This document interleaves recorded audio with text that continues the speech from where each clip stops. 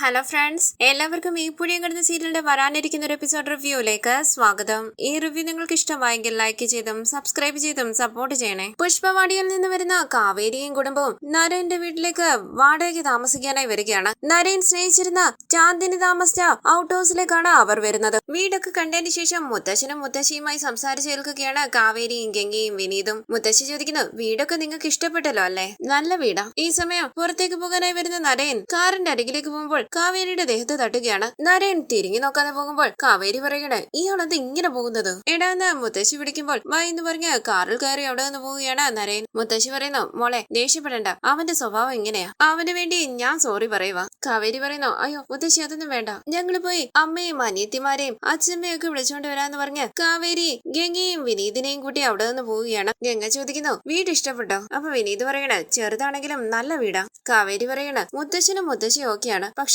ഇവരുടെ കൊച്ചുമോനാണ് പ്രശ്നക്കാരൻ, അവനൊരു വല്ലാത്ത ടൈപ്പാണെന്ന് ഗംഗ പറയുമ്പോൾ കാവേരി പറയണ, ഇടിച്ചു തള്ളിയിട്ട് അവനൊരു സോറി പോലും പറയാതല്ലേ പോയത്. അപ്പൊ വിനീത് പറയണ, നമ്മൾ ഇവിടെ വന്നത് ജയപാലൻ അറിഞ്ഞാണോ? അപ്പൊ ഗംഗ പറയണ, അയാൾ ഇങ്ങോട്ട് വരാതിരുന്നാ മതിയായിരുന്നു, വീട് എങ്ങനെയാണെങ്കിലും കുഴപ്പമില്ല. കാവേരി പറയണ, ഗംഗേച്ചി നമുക്ക് ഇവിടേക്ക് തന്നെ താമസം മാറ്റാം, ഇവിടെ വന്നാലേ നിളയുടെ ഓപ്പറേഷനും യമുനയുടെ പഠിത്തവും ഒക്കെ നടക്കുകയുള്ളൂ. ഇങ്ങനെ എത്ര കാലം ആ വീട് അന്വേഷിച്ച് നടക്കുക? നമ്മുടെ മുന്നിൽ ഇപ്പം ഒരുപാട് ഓപ്ഷൻസ് ഒന്നുമില്ല, കിട്ടുന്ന സ്ഥലത്തേക്ക് നമ്മൾ പോയേ പറ്റൂ. അപ്പൊ വിനീത് പറയണ, അതെ ഗംഗ, നമുക്ക് ഇവിടേക്ക് തന്നെ താമസം മാറ്റാം. തുടർന്ന് വഴിയിൽ വെച്ച് വിനീതിനെ കാണുകയാണ് നിവിൻ. ഒരു ബൈക്ക് വിനീതിന്റെ ദേഹത്തേക്ക് തട്ടുകയും വിനീത് താഴേക്ക് വീഴുകയാണ്. ആളുകൾ ചുറ്റും കൂടുകയും വിനീതിനെ പിടിച്ചെഴുന്നേൽപ്പിക്കുകയും ചെയ്യുന്നു. ഈ സമയം വിനീതിനെ കാണുന്ന നിവിൻ അരികിലേക്ക് ഓടി വന്ന് ഒന്നും പറ്റിയില്ലല്ലോ എന്ന് ചോദിച്ച് വിനീതിന്റെ കയ്യിലും കാലിലും ഒക്കെ നോക്കുകയാണ്. നിവിനെ കണ്ട് വളരെ ദേഷ്യത്തോടു കൂടി നിൽക്കുകയാണ് വിനീത്. ഫോൺ വിളിച്ചാൽ എന്താ എടുക്കാത്തെന്ന് നിവിൻ ചോദിക്കുമ്പോൾ, നിങ്ങൾ അറിയാവുന്നവരാണോ, പരിചയക്കാരാണല്ലേ എന്ന് ചോദിച്ച് ചുറ്റും കൂടിയ ആളുകൾ എല്ലാവരും അവിടെ നിന്ന് പോവുകയാണ്. നിവിൻ പറയുന്നു, വിനീത് നിന്റെ കൈയൊന്ന് കാണിച്ച് വീടിടാന്ന് പറഞ്ഞ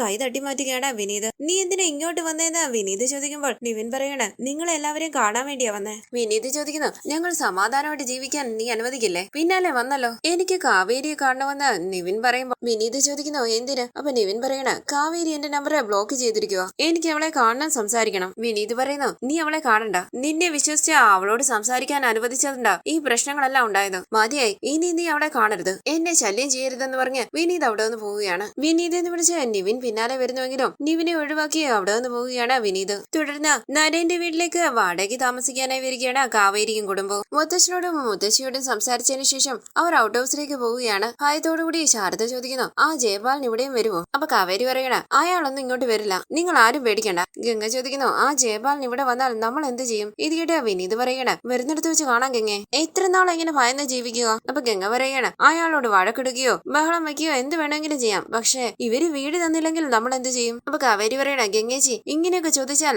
അതിനൊന്നും മറുപടിയില്ല, എന്താണോ നടക്കാൻ പോകുന്നത് അതിനൊക്കെ റിയാക്ട് ചെയ്യാം. അങ്ങനെ അവർ വാതിൽ തുറന്ന് അകത്തേക്ക് കയറി വീടെല്ലാം കാണുകയാണ്. അവിടേക്ക് വന്ന മുത്തശ്ശനും മുത്തശ്ശിയും വീടൊക്കെ ഇഷ്ടപ്പെട്ട, പ്രശ്നമൊന്നും ഇല്ലല്ലോ എന്നൊക്കെ ചോദിക്കുകയാണ്. മുത്തശ്ശൻ പറയുന്നു, നിങ്ങള് പുഷ്പവാടിക്കാരാണെന്ന് അറിഞ്ഞു, അവിടെ എനിക്ക് കുറച്ച് സ്ഥലമൊക്കെ ഉണ്ടായിരുന്നു, ഇപ്പൊ എല്ലാം വിറ്റു. നിങ്ങൾ വന്നപ്പോൾ കണ്ടില്ലായിരുന്നോ നരേൻ? ഞങ്ങളുടെ കൊച്ചുമകനാ, എന്റെ മൂത്ത മകളുടെ മകൻ. മുത്തശ്ശി ചോദിക്കുന്നു, ശാരദയുടെ ഭർത്താവ് എവിടെയാ? ശാരദ വിഷമത്തോടു കൂടി നിൽക്കുമ്പോൾ കാവേരി പറയണ, അച്ഛൻ കഴിഞ്ഞ ഓണത്തിന് മരിച്ചുപോയി. അപ്പൊ ശാരദ പറയണ, എന്റെ അരവിന്ദേട്ടൻ ഉണ്ടായിരുന്നെങ്കിൽ ഈ കുട്ടികളെയും കൂട്ടി ഞാൻ ഇങ്ങോട്ട് വരില്ലായിരുന്നു, അരവിന്ദേട്ടൻ ഇല്ലാത്തത് കൊണ്ടാ എനിക്ക് ഈ പ്രശ്നങ്ങളെല്ലാം. എന്റെ ഇടയ മകൾക്ക് ഓപ്പറേഷൻ നടത്തണമെന്ന് പറഞ്ഞു, ആ കുട്ടിക്ക് 12 വയസ്സായതേ ഉള്ളൂ, ഹാർട്ട് ഓപ്പറേഷൻ നടത്തണമെന്ന്. ഓപ്പറേഷന് വേണ്ടിയാ ഞങ്ങൾ ഇങ്ങോട്ട് വന്നത്. ഇത് കേട്ട മുത്തശ്ശി പറയണ, നിങ്ങൾ വിഷമിക്കാതെ, എല്ലാം ശരിയാകും. എന്റെ മൂത്ത മകളും മരുമകനും പെട്ടെന്ന് ഒരു ദിവസം ആക്സിഡന്റിൽ മരിച്ചു പോയതാണ്. ഞങ്ങളുടെ കൊച്ചുമകൻ എന്ന ചെറിയ കുട്ടിയാ, അവനെ ഞങ്ങളാ വളർത്തിയത്. എല്ലാം വിധി പോലല്ലേ നടക്കൂ, നല്ലതേ നടക്കൂ എന്ന് വിചാരിക്കും. മുത്തശ്ശൻ പറയുന്നു, ആദ്യ ദിവസം തന്നെ ഇങ്ങനെ വിഷമമുള്ള കാര്യങ്ങൾ പറയാതെ നിങ്ങൾ സന്തോഷമായിട്ട് പാല് കാച്ചി താമസം തുടങ്ങാൻ നോക്ക്. മുത്തശ്ശി പറയുന്നു, വിളക്ക് കത്തിച്ചിട്ട് പാല് കാച്ചിയാ മതി. വിളക്ക് കത്തിക്കാൻ തീപ്പെട്ടി നോക്കുമ്പോൾ കാണുന്നില്ല. കാവേരി ചോദിക്കുന്നു, യമുനെ നീ എടുത്തു വെച്ചില്ലേ? ഞാൻ എടുത്തു വെച്ചായിരുന്നു എന്ന് യമുന പറയുമ്പോൾ വിനീത് പറയണ, സാരമില്ല, ഞാൻ പോയി മേടിച്ചിട്ട് വരാം. ഇത് കേട്ട മുത്തശ്ശി ചോദിക്കുന്നു, എന്തിനാ വാങ്ങാൻ പോകുന്നത്? നമ്മുടെ വീട്ടിൽ കാണും, വാ വിനീത എന്ന് പറഞ്ഞ് മുത്തശ്ശൻ വിനീതിനെയും കൂട്ടി വീട്ടിലേക്ക് പോകാനായി തുടങ്ങുകയാണ്. പുറത്തേക്ക് ഇറങ്ങി വരുന്ന മുത്തശ്ശനും വിനീതും കാണുകയാണ് അവിടെ നിൽക്കുന്ന ജയപാലിനെ കണ്ട് ഞെട്ടി നിൽക്കുകയാണ് വിനീത്. പുറത്തേക്ക് ഇറങ്ങി വന്ന ശാരദയും ഗംഗയും കാവേരിയും യമുനയും മുത്തശ്ശിയും എല്ലാം ജയപാലിനെ കണ്ട് ഞെട്ടി നിൽക്കുന്നു. അരികിലേക്ക് വന്ന ജയപാലൻ ചോദിക്കുന്നു, എന്താ ഞാൻ വരില്ല എന്ന് വിചാരിച്ചോ? ഞാൻ വന്നു. കാവേരി പറയുന്നു, ഇറങ്ങിപ്പോടോ. ഇന്ന് നിങ്ങൾ എന്തെങ്കിലും പ്രശ്നം ഉണ്ടാക്കിയാൽ ഞാൻ പോലീസിനെ വിളിക്കും. ഇത് കേട്ട് ജയപാലൻ പറയുകയാണ്, വിളിക്ക്, പോലീസിനെയോ ആർമിയോ ആരെയാണെങ്കിലും വിളിക്ക്. ശാരദ ഇത് ആരാണെന്ന് മുത്തശ്ശി ചോദിക്കുമ്പോൾ ശാരദ പറയണേ, ഇയാള് കാരണമാണ് ഞങ്ങൾക്ക് പുഷ്പവാടി വിട്ട് വരേണ്ടതായി വന്നത്. എന്റെ അരവിന്ദേട്ടനെ കൊന്നവനാ ഇയാള്. ഇത് കേട്ട് ജയപാലൻ ചിരിക്കുമ്പോൾ ഇറങ്ങിപ്പോടോ എന്ന് പറഞ്ഞ് വിനീത് ജയപാലനെ പിടിച്ചു തള്ളുകയാണ്. ജയപാലൻ വിനീതിന്റെ ദേഹത്ത് കൈവയ്ക്കാനായി വരുമ്പോൾ മാറി നിൽക്കണോ എന്ന് പറഞ്ഞ് കാവേരിയും ജയപാലനെ പിടിച്ചു തള്ളുന്നു. മുത്തശ്ശൻ പറയുന്നു, ഒന്ന് നിർത്തുന്നുണ്ടോ? എന്റെ വീട്ടിൽ കയറി വന്ന് ദേഹത്ത് കൈവയ്ക്കുന്നോ? അപ്പൊ ജയപാലൻ പറയണ, സർ ഇവർക്ക് ഈ വീട് വാടകയ്ക്ക് കൊടുക്കരുതെന്ന് ഞാൻ നേരത്തെ പറഞ്ഞതല്ലേ, ഇപ്പൊ കൊടുത്തതിന്റെ അർത്ഥം എന്താ? അപ്പൊ കാവേരി പറയണ, ഇയാള് വേണമെന്ന് കരുതി ചെയ്യുന്നതാ. എന്റെ അച്ഛൻ ഇയാള് കാരണമാ മരിച്ചത്. അച്ഛന്റെ സ്വത്തുക്കളൊക്കെ ചതിച്ച് സ്വന്തമാക്കി. എന്നിട്ട് അച്ഛന്റെ കൂട്ടുകാരനാണെന്ന് പറഞ്ഞ് കൂടെ തന്നെ ഉണ്ടായിരുന്നു. അപ്പൊ ഗംഗ പറയണ, ഞങ്ങള് പുഷ്പവാടി വിട്ട് വന്നിട്ടും പിന്നാലെ വന്ന് ശല്യം ചെയ്യുകയാണ്. ഞങ്ങൾക്ക് ആര് വീട് തന്നാലും അവിടെ വന്ന് ഇവർക്ക് വീട് കൊടുക്കാൻ പാടില്ല എന്ന് പറയും. അപ്പൊ ജയപാലൻ പറയുകയാണ്, അതെ ഇവര് പറയുന്നതെല്ലാം സത്യം. അതിനിപ്പോ എന്താ? അവിടേക്ക് വന്ന ശിവരാജൻ ചോദിക്കുന്നു, അച്ഛാ എന്താ പ്രശ്നം? ജയപാലൻ തിരിഞ്ഞ് ശിവരാജനെ നോക്കുകയാണ്. ശിവരാജൻ ഒന്ന് പതറി എല്ലാവരുടെയും അരികിലേക്ക് വന്ന് എന്താ ഇവിടെ പ്രശ്നം എന്ന് ചോദിക്കുകയാണ്. അപ്പൊ മുത്തശ്ശൻ പറയുന്നു, ഇയാള് വീട്ടിൽ കയറി വന്ന് പ്രശ്നം ഉണ്ടാക്കുന്നു. ആദ്യം ഈ വീട്ടുമുറ്റത്ത് നിന്ന് ഇറങ്ങിപ്പോ, ഇത് എന്റെ വീടാ. ഇവര് എന്റെ വീട്ടിൽ താമസിക്കാൻ വന്നവരാ. ജയപാലൻ പറയണ, ഞാൻ നേരത്തെ തന്നെ ഇയാളോട് ഇവർക്ക് ഈ വീട് കൊടുക്കരുതെന്ന് പറഞ്ഞതാ. എന്റെ വാക്ക് കേൾക്കാതെ വീട് കൊടുത്തതിന്റെ അർത്ഥം എന്താ? ശിവരാജൻ ചോദിക്കുന്നു, അച്ഛാ ഇയാള് പറഞ്ഞായിരുന്നോ? അപ്പൊ മുത്തശ്ശൻ പറയുകയാണ്, ശിവരാജ ഇത് നമ്മുടെ വീടാണ്, നമ്മുടെ ഇഷ്ടത്തിനാണ് ആർക്ക് കൊടുക്കണമെന്ന് തീരുമാനിക്കുക. അതൊക്കെ വന്ന് പറയാൻ ഇവനാരാ? ശിവരാജ പോലീസിനെ വിളിക്ക്. അപ്പൊ ശിവരാജൻ പറയണ, അച്ഛാ എന്തിനാ വെറുതെ പ്രശ്നത്തിന് നിൽക്കുന്നേ? ഇവരുടെ ഇടയിലെ പ്രശ്നം എന്താണെന്ന് നമുക്കറിയില്ല. എന്തിനാ ഓരോരോ പ്രശ്നങ്ങൾ ഇങ്ങോട്ടേക്ക് കൊണ്ടുവരുന്നത്? ഇവർക്ക് വാടകയ്ക്ക് വീട് കൊടുക്കാൻ പറ്റില്ല എന്ന് പറഞ്ഞ ഒഴിവാക്കി വിട്. ഇത് കേട്ട് ശാരദയും മക്കളും ടെൻഷനോടുകൂടി നിൽക്കുകയാണ്. കാവേരി പറയുന്നു, ഇയാള് ആവശ്യമില്ലാതെ ഞങ്ങളുടെ പിന്നാലെ വന്ന് ശല്യം ചെയ്യുകയാണ്, ഞങ്ങളെ ജീവിക്കാൻ സമ്മതിക്കുന്നില്ല. അപ്പൊ ജയപാലൻ പറയുകയാണ്, അതെ ജീവിക്കാൻ സമ്മതിക്കില്ല, ഇറങ്ങിപ്പോടി. ഇത് കേട്ട് മുത്തശ്ശൻ പറയുന്നു, എടോ താൻ ഇറങ്ങിപ്പോടോ, എവിടെ വന്നാ താൻ പ്രശ്നം ഉണ്ടാക്കുന്നതെന്നറിയോ? ഇറങ്ങി പോകാനാ പറഞ്ഞേ. ജയപാലൻ പറയുന്നു, എല്ലാം നിങ്ങൾ കാരണോ. ഇന്നലെ ഞാൻ പറഞ്ഞത് കേട്ടിരുന്നെങ്കിൽ ഈ പ്രശ്നം ഉണ്ടാകില്ലായിരുന്നു. എന്നെ കുറിച്ച് നിങ്ങൾക്ക് അറിയില്ല. അപ്പൊ മുത്തശ്ശൻ പറയണ, നീ ആരാണെങ്കിലും എനിക്ക് ഒരു കുഴപ്പമില്ല, ഇത് എന്റെ വീടാ. ഇവിടെ വന്ന് പ്രശ്നം ഉണ്ടാക്കാൻ പാടില്ല എന്നാ നിന്നോട് പറഞ്ഞുകൊണ്ടിരിക്കുന്നത്. ഇറങ്ങിപ്പോടോ. ജയപാലൻ പറയുന്നു, ഞാൻ ഇവിടെ പ്രശ്നം ഉണ്ടാക്കും, ഇവരെ ഇവിടുന്ന് ഇറക്കി വിട്ടേ പറ്റൂ. എന്നോട് പോകാൻ പറയാൻ നിങ്ങൾ ആരാ? അങ്ങനെ ജയപാലൻ മുത്തശ്ശന്റെ ഷട്ടിൽ കുത്തിപ്പിടിക്കുമ്പോൾ എടോ ഇങ്ങോട്ട് മാറണോ എന്ന് പറഞ്ഞ് ജയപാലനെ പിടിച്ചു മാറ്റാനായി ശ്രമിക്കുകയാണ് വിനീതും ശിവരാജനും കാവേരിയും എല്ലാം. ഇത് കണ്ടുകൊണ്ട് അവിടേക്ക് വന്ന നരേൻ അവിടെ ഇരിക്കുന്ന ഒരു തടി കഷ്ണം എടുത്ത് ജയപാലന്റെ നേരെ എറിയുകയാണ്. തലയിൽ കവിച്ച് ഞെട്ടി ജയപാലൻ തിരിഞ്ഞു നോക്കുന്നു. എല്ലാവരും തിരിഞ്ഞ് നരേനെ നോക്കുകയാണ്. നരേൻ വളരെ ദേഷ്യത്തോടു കൂടി ജയപാലനെ നോക്കുമ്പോൾ എല്ലാവരും അമ്പരന്ന് നിൽക്കുന്നു. കലിതുള്ളി അവിടേക്ക് വന്ന നരേൻ ജയപാലന്റെ നെഞ്ചത്തേക്ക് ചവിട്ടുകയാണ്. ജയപാലൻ താഴേക്ക് വീഴുന്നു. ശിവരാജൻ നരേനെ തടയാനായി വരുമ്പോൾ ശിവരാജനെ പിടിച്ചു തള്ളി ജയപാലന്റെ ഷട്ടിൽ കുത്തിപ്പിടിച്ച് എഴുന്നേൽപ്പിച്ച് തല്ലുകയാണ് നരേൻ. വേണ്ട മോനെ എന്ന് പറഞ്ഞ് മുത്തശ്ശൻ നരേനെ തടയാൻ ശ്രമിക്കുകയാണ്. ശിവരാജൻ നരേനെ പിടിച്ചു മാറ്റാനും ശ്രമിക്കുന്നുണ്ട്. നരേൻ ജയപാലിനെ വീട്ടുമുറ്റത്തിട്ട് തല്ലി ചതയ്ക്കുമ്പോൾ വിശ്വസിക്കാനാകാതെ മുഖത്തോട് മുഖം നോക്കുകയാണ് കാവേരിയും ഗംഗയും യമുനയും ശാരദയും എല്ലാം. നരേൻ ജയപാലിന്റെ ഷട്ടിൽ കുത്തിപ്പിടിക്കുമ്പോൾ പിടിച്ചു മാറ്റാൻ ശ്രമിച്ചുകൊണ്ട് മുത്തശ്ശൻ പറയുന്നു, നരി പറയുന്നത് കേക്ക്, കൈയെടുക്ക്.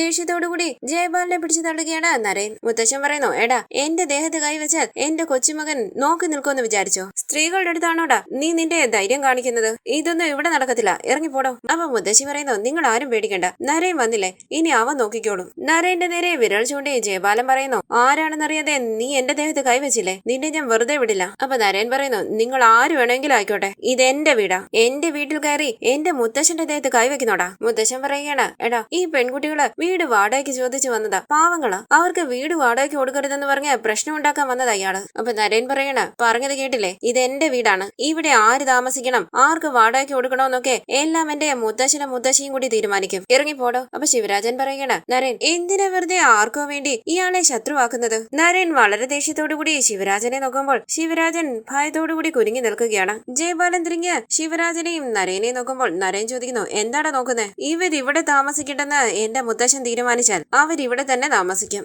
ഏതവൻ വന്നാലും അത് മാറ്റാൻ പറ്റില്ല. ഇത് കേട്ട് പുച്ഛത്തോടുകൂടി ചിരിച്ചുകൊണ്ട് ജയപാലൻ പറയണ, ഈ ജയപാലൻ ആരെന്നറിയാതെയാണ് നീ ഇങ്ങനെയൊക്കെ പറയുന്നത്? പുഷ്പവാടിയിൽ വന്ന് ചോദിച്ചു നോക്ക്, ഈ ജയപാലൻ ആരാണെന്ന് അറിയും. ഇയാളൊരു ഫ്രോഡാണെന്ന് എല്ലാവരും പറയുമെന്ന് കാവേരി കാവേരി ഉറക്കെ പറയുമ്പോൾ മുന്നിൽ നിൽക്കുന്ന ശിവരാജനെ പിടിച്ചു മാറ്റി കാവേരിയെ നോക്കുകയാണ് നരേൻ. ഒന്ന് മുതലേ കാവേരി പറയുന്നു ഇയാളൊരു ഫ്രോഡാ. നരേൻ കാവേരിയെ തന്നെ നോക്കി നിൽക്കുകയാണ്. കാവേരിയും ടെൻഷനോടുകൂടി നരേനെ തന്നെ നോക്കി നിൽക്കുന്നു. എല്ലാവരും അവരെ ശ്രദ്ധിക്കുന്നുണ്ട്. നരേൻ പറയുന്നു പുഷ്പവാടിയിലേക്ക് വരാനൊന്നും ഞങ്ങൾക്ക് നേരമില്ല. അവിടേക്ക് വരാതെ തന്നെ നീ ആരാണെന്ന് ഇപ്പൊ തന്നെ എനിക്ക് മനസ്സിലായി. ഇറങ്ങിപ്പോ. ഇനി നിങ്ങൾക്ക് പോകാൻ വയ്യെങ്കിൽ ഇവിടെ നിന്നെ കിടത്തി നിന്റെ കാർ എടുത്ത് നിന്റെ ദേഹത്തോടെ കയറ്റി ഇറക്കും ഞാൻ. ഇത് കേട്ട് പുച്ഛത്തോടു കൂടി ചിരിച്ചുകൊണ്ട് ജയപാലൻ ചോദിക്കുന്നു എന്റെ കാറ് എന്റെ ദേഹത്തേക്ക് കയറ്റി ഇറക്കുമെന്നു. അപ്പൊ നരേൻ പറയണ ഞാൻ 10 വരെ എണ്ണുന്നതിന് മുമ്പ് ഇവിടുന്ന് പോണം, ഇല്ലെങ്കിൽ ഇവിടെ നടക്കുന്നത് വേറെ ആയിരിക്കും. വിരൽ ചൂണ്ടി ജയപാലൻ പറയുന്നു നിന്നെ ഞാൻ വെറുതെ വിടില്ലടാ. നരേൻ ഒന്നെണ്ണുമ്പോൾ ശിവരാജൻ ചോദിക്കുന്നു എന്തിനാ നരേൻ ആവശ്യമില്ലാത്ത ഓരോ പ്രശ്നങ്ങൾക്ക് നിൽക്കുന്നത്. അപ്പൊ നരേൻ പറയണ ചെറിയച്ച മുത്തച്ഛന്റെ ദേഹത്ത് ഏതോ ഒരുത്തൻ കൈവച്ചപ്പോൾ അത് കണ്ട് മിണ്ടാ നിൽക്കണമെന്നാണോ പറയുന്നത്. നരേൻ 10 വരെ എണ്ണുകയാണ്. ടെൻഷനോടുകൂടി ജയപാലിനെ നോക്കുകയാണ് കാവേരിയും ഗംഗയും വിനീതും ശാരദയും യമുനയും എല്ലാം. മുത്തച്ഛൻ പറയുന്നു എന്റെ കൊച്ചുമോനെ പറ്റി നിങ്ങൾക്കറിയില്ല. അവൻ പറഞ്ഞതുപോലെ നിന്റെ ദേഹത്തൂടെ കാറ് കയറ്റി ഇറക്കുവൻ. ഇവിടുന്ന് പോകുന്നതാണ് നിനക്ക് നല്ലത്. നരേൻ 7 വരെ എണ്ണുമ്പോഴേക്കും ജയപാലൻ പതിയെ പിന്നോട്ടേക്ക് മാറുകയാണ്. 8, 9 എന്ന് എണ്ണിക്കൊണ്ട് ജയപാലന്റെ നേരെ നടന്നു വരികയാണ് നരേൻ. നരേൻ 10 എണ്ണുമ്പോൾ കാറിൽ കയറി അവിടെ നിന്ന് പോവുകയാണ് ജയപാലൻ. നരേൻ വളരെ ദേഷ്യത്തോടുകൂടി അകത്തേക്ക് പോകുമ്പോൾ ടിക്കറ്റാന്ന് പറഞ്ഞ് പിന്നാലെ വരികയാണ് മുത്തച്ഛനും മുത്തശ്ശിയും ശിവരാജനും. നരേൻ ചോദിക്കുന്നു ഏതോ ഒരുതൻ ഈ വീട്ടുമുറ്റത്ത് വന്ന് മുത്തച്ഛന്റെ ദേഹത്ത് കൈവയ്ക്കുന്നു. ഞാൻ വരുന്നത് വരെ ആരും ഒരു വാക്ക് പോലും പറയില്ലേ. മുത്തശ്ശി പറയണ ഇന്നലെ വന്ന് ഭീഷണിപ്പെടുത്തിയിട്ട് പോയതാ, മുത്തശ്ശൻ നമ്മളോട് പറഞ്ഞില്ല. അപ്പൊ നരേൻ പറയണ ഞാൻ ഈ നാട്ടിൽ താമസിക്കുന്നത് തന്നെ മുത്തശ്ശനും മുത്തശ്ശിക്കും വേണ്ടിയാ. ഒരുത്തൻ നിങ്ങളുടെ നേരെ വിരൽ ചൂണ്ടി സംസാരിച്ചാൽ അവന്റെ വിരൽ ഞാൻ വെട്ടും. അത് നിങ്ങൾക്കും അറിയാലോ. അങ്ങനെ നരേൻ അകത്തേക്ക് പോകാനായി തുടങ്ങുമ്പോൾ ശിവരാജൻ പറയണ ആവശ്യമില്ലാത്ത ഓരോ പ്രശ്നങ്ങൾക്ക് നിൽക്കുക. അയാൾ ആരാണെന്നറിയോ? തോളിൽ കൈവച്ച് നരേൻ പറയുന്നു അയാൾ ആരാണെങ്കിലും എനിക്കൊരു കുഴപ്പമില്ല, പക്ഷെ ഞാൻ ആരാണെന്ന് ചെറിയച്ഛൻ അറിയാലോ. ഇത് കേട്ട് ശിവരാജൻ ഭയത്തോടു കൂടി നിൽക്കുമ്പോൾ നരേൻ അകത്തേക്ക് പോവുകയാണ്. ശിവരാജനും അകത്തേക്ക് പോകുന്നു. മുത്തശ്ശി പറയുന്നു ഇവന് ഞങ്ങളുടെ കൊച്ചുമകൻ നരേൻ. അപ്പൊ വിനീത് പറയുകയാണ് ജയപാലിനെ ഒരാള് തല്ലുന്നത് ഞാൻ ആദ്യമായിട്ട് കണ്ടു. അയാളുമായി നിങ്ങളുടെ പ്രശ്നം എന്താണെന്ന് മുത്തശ്ശൻ ചോദിക്കുമ്പോൾ കാര്യങ്ങളെല്ലാം വിശദമായി കാവേരി മുത്തശ്ശനോടും മുത്തശ്ശിയോടും പറയുകയാണ്. എല്ലാം കിട്ടാ മുത്തശ്ശൻ പറയുന്നു എന്റെ വീട്ടിൽ താമസിക്കുന്നിടത്തോളം കാലം നിങ്ങൾക്ക് ഒരു പ്രശ്നം ഉണ്ടാകില്ല. എന്റെ കൊച്ചുമകനെ എതിർത്ത് നിങ്ങളെ ഇവിടെ ഇറക്കി വിടാൻ ആരും വരില്ല. നിങ്ങൾ പോയി പാല് കാച്ച്. ഇത് കേട്ട് എല്ലാവരെയും കൂട്ടി ഔട്ട് ഹൗസിലേക്ക് പോവുകയാണ് വിനീത്. ഈ സീരിയലിന്റെ കൂടുതൽ വീഡിയോസിനായി ചാനൽ സബ്സ്ക്രൈബ് ചെയ്ത് സപ്പോർട്ട് ചെയ്യണേ. താങ്ക്